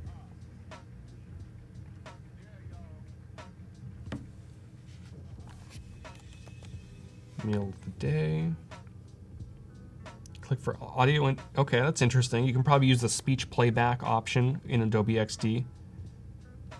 I'm not sure if there is audio, but if there was, it would probably be playing through and tell you more a little bit about the dish. Yeah. Menu. So I would say on both of these guys, keep in mind, remember what the challenge is in the project brief. So, the first one looks really good from a visual standpoint, but it didn't have anything to do with the challenge. and it's not using any of the elements in the challenge. And this one at least is on theme, but I'm not seeing any of the assets as part of the challenge either. Yeah, so make sure to check that challenge tab at the top right for all the information. Yep. Cool. So if you did not submit it this time, we will have Evan and Gus coming up right after this stream, and they'll be reviewing some as well right towards the end of their stream. Yeah. Awesome. All right. Well, we can jump back in here and go. All right, so in our shop, we know we're gonna wanna be able to search for items. We've got the baking line, we've got the cookbooks. And so I think through here, let's see, what would the best kind of way to do this? We probably want maybe a little preview over here on the side, and then over here we would do something like description. Let me just make these bigger so we can read it easily. Description, or excuse me, title. Maybe we want price over here. Description, rating, and let's see what else. So in one of these examples, let's take a look. Like Amazon is going to be, you know, a go-to spot for like absolutely great, you know, best practice in terms of e-commerce stuff. So let's take a look. Let's look at her things. We see They're so darn cute. yeah. Well, and this was cool. So, you know, again, one of the reasons that I like Rosanna Pansino is also just that like go-getterness and the ingenuity of this. And so I know way more about this stuff than I probably should because of my kids. But my wife was telling me this cake pan, the princess cake pan, is really interesting because she made it kind of out of necessity because stacking pans like that was impossible before, and so you ended up having a ton of space in your cabinets for all these different like kind of oval pans, and she made it in a way that they stack, so when you store them, it's really easy and convenient. Interesting. Okay. So kind of cool. And then just one other fun fact was that she was an aspiring actress, and friends told her you should just do YouTube and get in front of the camera to get comfortable. And it's cool, if you go to her channel, you can watch like her very first Nerdy Nummies video, and she's in this like tiny little kitchen. There's stuff everywhere, and she's doing a Mario star in it. And just to see, you know, everything from the production value to the comfortableness and everything, it's really cool to see somebody grow like that. It really is interesting. So yeah, so we're seeing name here, who it's by, which could be interesting too. I believe most of her stuff is all done through Wilton, so I don't know how valuable that information here would be. But we can see ratings. Oh, this is cool, product features. So maybe which products that this has been showcased in, so that could be a fun little thing. We could like truncate that off, but say it's been done in these recipes. Yeah, that'd be And cool that if would it be links cool. directly to some of the recipes that it's using. So let's make a note of that. Let's do link items to videos / recipes that they are used in. And what's really cool here is that from a development standpoint, and if I was pitching this to a client, these are the kind of things that you want to start talking about as, you know, to showcase that you are the expert. Like we don't want to be a wrench. Like we as designers are not a wrench. We're not a hammer. We're not just somebody who holds the tool and builds the thing, but we're the person that's planning that out, strategizing it, and giving that expert level opinion. Absolutely. And Because these are things that clients don't often think about. Right. And if you know, if you go to a client and show them that cycle of content, that this page can also lead to this page and increase viewership and engagement, revenue, Right. then they'll really they'll like you. Yeah, and you can say things like, hey, the way we're gonna build this is that if you upload a video and you connect an item, that will automatically also add in the shop. So you don't have to go manually update every product. So those are the kind of things that you want to talk about and recommend. And you'll see that like light bulb moment goes off of like, oh, I've been doing this manually in this way. I don't have to do that anymore this is a time saver and you're adding a lot of value to your clients. So Mark says, listen, I don't want to drop hints, Peter Deltondo, but Christmas is coming and that cake pan would look great in my kitchen. Yep. Cake pans for everyone. You and Chris and Rebel would have a lot of fun with that. And Noelle is asking, is there an Adobe XD trial version? Adobe XD you can actually download for free and use for free. There's a slight limitation where you can only publish one working prototype at a time, but other than that, completely free to use. All right, so we got title, star rating, and we wanted to showcase products. So title, price, rating, and then maybe products. Let's see how that goes. Products used in. Do you have any advice on how to get into UX from a non-traditional route? Kim, I believe that was Gina, has a biology degree. So don't hate me for saying this, I'm kind of not the traditional UX designer either, and I don't totally believe in the practice that a lot of people do, and that is let's research the crap out of everything, let's spend 3 months figuring out, conducting deep user studies, and then you build it and you find out you're wrong. I am much more in the camp of let's rapid prototype, let's build fast, let's iterate, let's test. I think IBM kind of has that same methodology and flow. And most of the stuff that I've done, I mean, I've actually never done any formal UX training or formal UI training. I went to design school. It was honestly a waste of money. I wish I had done it differently. I wish I had taken my tuition and paid a designer that I really look up to and said, I'm going to sit next to you for the next year and just watch, and I want you to explain and whatnot. That would have been a much smarter decision.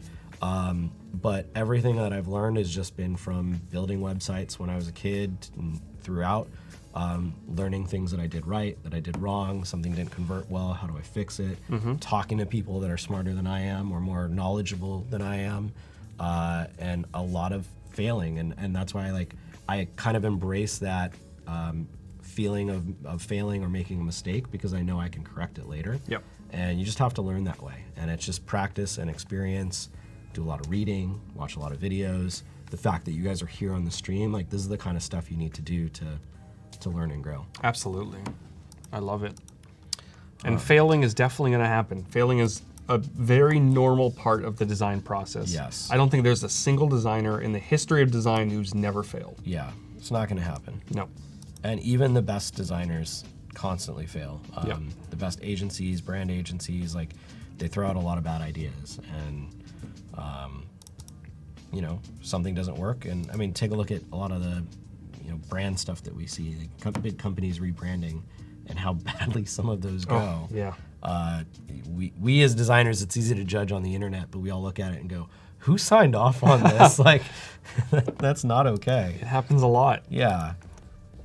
All right. And Chris, one of our other great designers who has been right in your seat, is self-taught and learned from people like you. Yeah, we all have that. Yep, absolutely. Okay, so let's start off with something like this. So this is, what is this? The silicone spoons. Let's just try to look for it real quick. Rosanna Pansino spoon. Or I guess that's a spatula. I'm bad at my organization. Spatula. There we go. So let's grab the actual name and we'll do it this way. Copy. Let's paste. And I will probably truncate some of these, or I'm gonna simplify them. Yeah, you probably don't need her name with, maybe even Wilton you probably don't need. Yeah.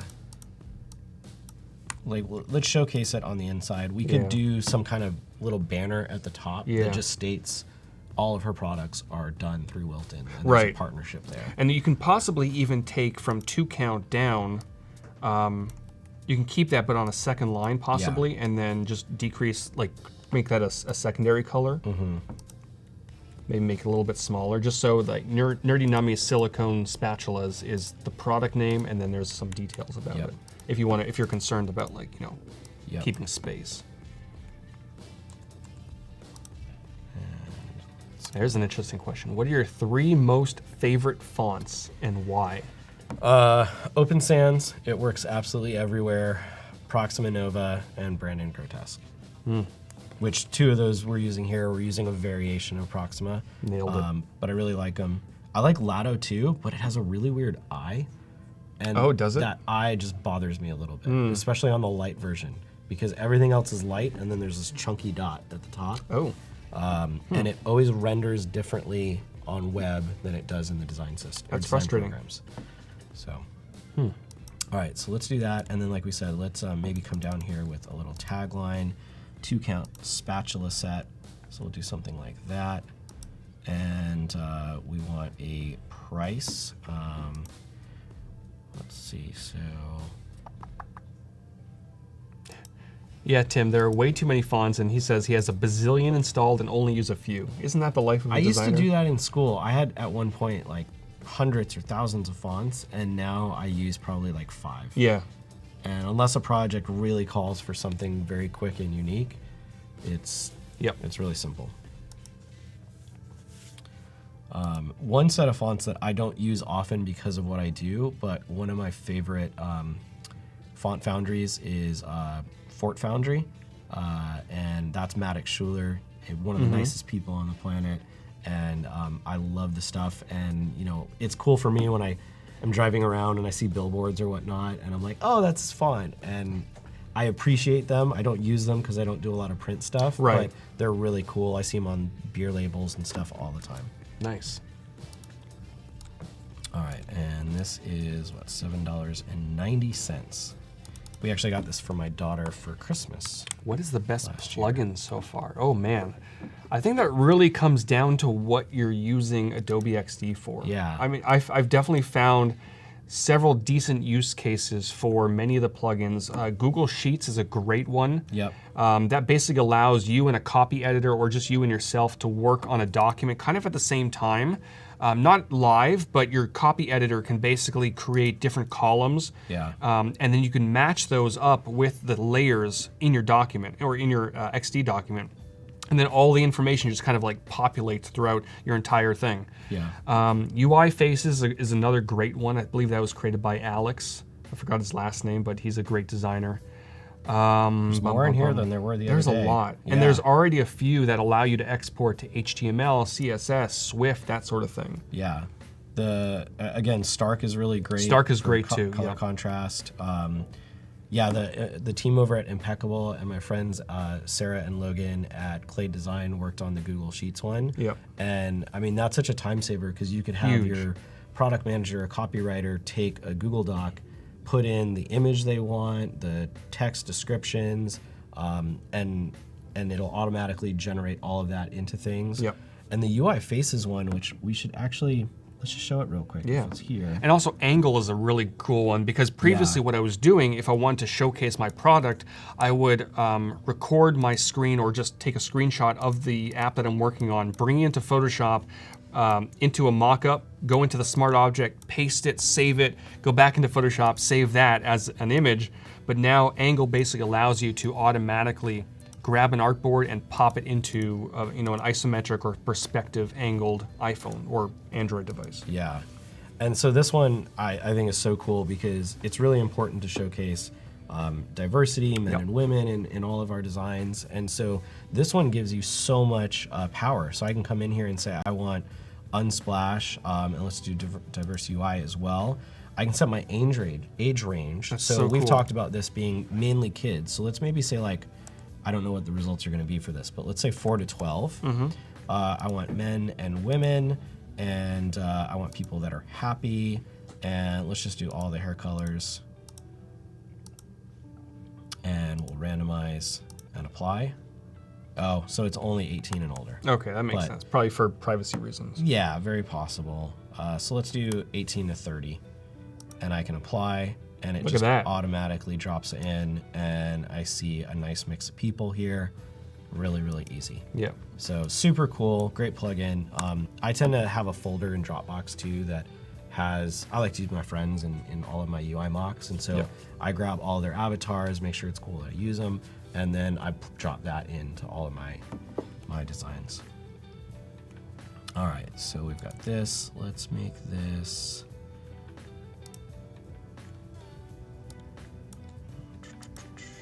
Something like that. So Matthias, I think you're talking about live device preview. On Windows, you can now live preview onto an iOS device, Android not yet. Cool. All right, and so we've got our price, and let's maybe do our rating as well. And I want our price to be a bit bigger here. So let's maybe do... Avenir is a good font, yeah. Yeah.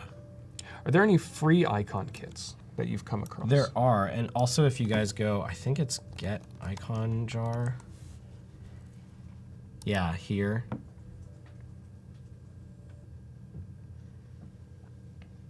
And while that's loading, if you are a Creative Cloud member and you go to the Creative Cloud app and then go into Assets and then Marketplace or Market, I believe, you can search icons there, and those ones are free to use in your projects. Right. And this one here shows the premium icons that are prepped for Icon Jar, and there's more as well. So, oh, there you go. Yeah, there's some sets here that you can get. Lots of other sites. Adobe Stock has a ton of icons as well. Nice. About 4 minutes left. Cool. Well, let's jam away a little bit do more. it. And we've got that, and then we said some stars. So let's come in here. Oh, fontpick.com, 8,000 free icons. That is a lot. Really? Noun Project is great too. I'm intrigued. But you do want to either credit everybody or you can subscribe there, I think, and get a hang of stuff. And tips for trying to get someone into UX. First of all, I would rephrase that question a little bit to say tips for getting into UI. UX is very buzzy right now, and that's why we see it and hear it a lot, but really designers as a whole are all user experience designers. It's just become a trendy topic or trendy title in, I think, the product and web design space. So, you know, all it really pertains to is product designers. We tend to do both user and we think through the product problems. Right. But I would really focus on just getting experience with these issues. But a lot of it is based in the UI side. And a lot of what I would do is build out case studies, find things that you're really passionate about and excited for. If you check out my Dribble or my website, there's a project on there called FlixFeed. And it was this app idea of if you could connect your Facebook or Twitter to your friends and see what everybody was watching and get recommendations that way rather than just look through Netflix and never decide to watch anything. It was just a fictional case study app. I've had Hulu hit me up a couple times about it. I've had clients directly reference that project as the one that they liked and chose to hire me for. And you know, those things like put out in the world what you like. I love movies and TV shows. That's another one of my favorite. There's some good resources being popped into chat. Yeah, Orion's really good. I think it's one of the most beautiful icon sets. They're missing a lot of basic icons though. Oh, okay. And it's not been updated since it got released. And I'm mad I spent money on it. But yeah, I would definitely focus on building out a robust portfolio. Like set yourself 2 to 4 case studies that you want to build. If you love hiking, build something for like a hiking experience or a hiking app, or if you love baking, do a baking app. Whatever those things are, your best work will come out in the things that you're passionate about. Yep. And then that will showcase what you can do. And it's okay to tell people like, I'm new to this and I want to learn and I'm hungry. And here's what I can do based on what I know. And I'm I'd hungry like too. you to help me grow. Yeah. Speaking of being hungry, Yeah. we're gonna wrap up. We're gonna Let's get do to it. some food, and we're gonna make way for the incredible Gus and the incredible Evan, who's gonna be taking our seats. Yeah. And tomorrow, what do we have planned? Tomorrow, so let's look at stuff here. We're gonna finish up the shop section. So what we'll build out is what our feed of items in the shop look like between the baking line and the cookbooks. And we'll probably design out like a single or a second baking line product. We'll do maybe a more robust feature showcase for the cookbooks and tell a little bit of information about that. And then we will, I might do the favorites screen off camera just so we have it tonight.